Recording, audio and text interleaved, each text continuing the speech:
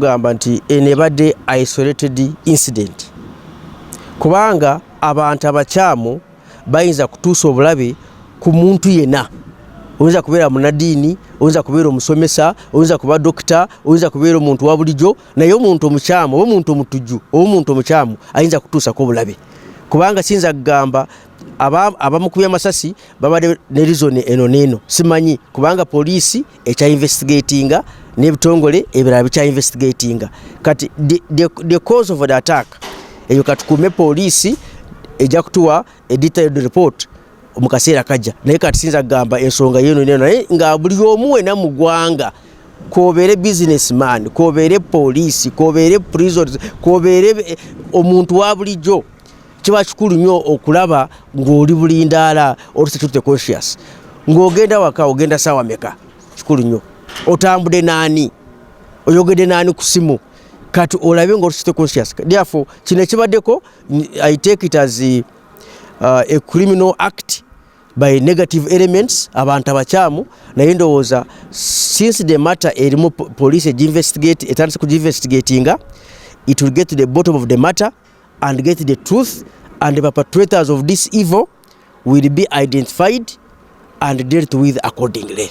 Katika tuwe police ekiseera ekola omulimu gwayo ogw'okunoonyereza, ffe tuleke okutandika guesswork oba conspiracy theories ne speculations. Tubireke tuwe poliisi bakole omulimu gwabwe banoonyereze, bajja kutuuka ekiseera ne bavaayo ne batugamba the cause of this attack was ABCD and who is responsible tujja kumutegeera. Naye twayiza kwekweka tumanyi at one time they will be arrested. Sometimes muzeemu kiraba abantu ennaku endala bamisuinga social media, bagimisusinga. Gwe noovaayo n'otandika okuspeculatinga, n'otandika okuwa conspiracy theories, kino na kino gwe tobitegeera bulungi. Obanga olina byotegeerako, tukusaba genda ku police reporting, ugambe nze nina ku information eyinza kubayamba, gitwalire poliisi, kubanga poliisi eba mandate yayo okuinvestigatinga criminal activities. Kati katuwe poliisi ekiseera kimala, naye obanga olina information eyinza kuyamba poliisi, nagwo gitwale ku poliisi. Naye tulina essuubi poliisi ejja kukola omulimu gwayo nga bulijjo, abantu abakyamu bajja kubategeera ate bajja kutegeeza ng'eggwanga. Omusumba waffe abeere mugumu ate n'Abannayuganda mubeere bagumu.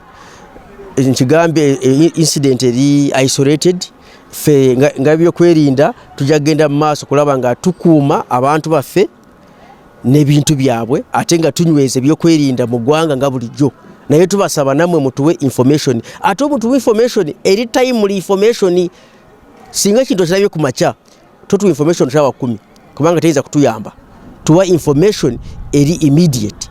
Mwine essimu zaffe, mwine essimu za poliisi, mwine essimu z'abakulembeze bammwe, ng'olabye ekintu nga tokitegeera bulungi oba oli suspicious, tuwa information. Naye nyaga kubagumya nga Bannayuganda n'omusumba waffe abeere mugumu, ebyokwerinda bijja kubeera binywevu kulaba obulamu bwe tubuli mu matega.